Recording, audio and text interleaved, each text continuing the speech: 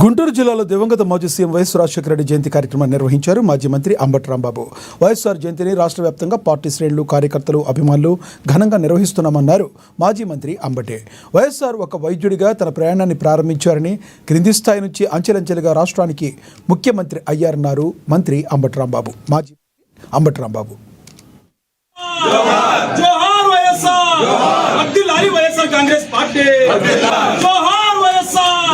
రాజశేఖర రెడ్డి గారు ఆయన జయంతిని ఘనంగా జరుపుకుని నివాళులర్పిస్తున్న సమయం. డాక్టర్ రాజశేఖర రెడ్డి గారు ఒక వైద్యుడిగా తన ప్రయాణాన్ని ప్రారంభించి అంచెలంచెలుగా ఎదిగి ఈ రాష్ట్రంలో ముఖ్యమంత్రిగా అయ్యారు. 2 సార్లు ఉమ్మడి రాష్ట్రానికి ముఖ్యమంత్రిగా ప్రజలు ఎన్నుకున్నారు కాంగ్రెస్ పార్టీలో. అందరిలాంటి ముఖ్యమంత్రి కాదు డాక్టర్ రాజశేఖర రెడ్డి గారు.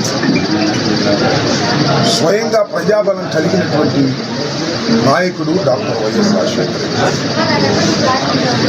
మీరు ఒక్కసారి ఆయన పాలనని గుర్తు చేసుకుంటే ఆయన ప్రవేశపెట్టినటువంటి పథకాలు, ఆయనకి నచ్చని ప్రభుత్వాలు వచ్చినా, ఆయనకి వ్యతిరేక ప్రభుత్వాలు వచ్చినా కూడా వాటిని మాత్రం కదపలేనటువంటి పథకాలను ఆయన ప్రవేశపెట్టాడు. అంటే ఎంత దురదృష్టితో ఆయన పథకాలు ప్రవేశపెట్టాడో ఈ సందర్భంగా మనం గుర్తు చేసుకోవాలి. ఫీజు రియంబర్స్మెంట్ ప్రతి పేదవాడు చదువుకోవాలని భావించి పేదవాళ్ళకి పిల్లలను చదివించడం భారం కాకూడదని ప్రభుత్వం వైపు నుంచే ఫీజు కట్టేటటువంటి కార్యక్రమం. ఒక ఆరోగ్యశ్రీ, ప్రతి పేదవాడు కూడా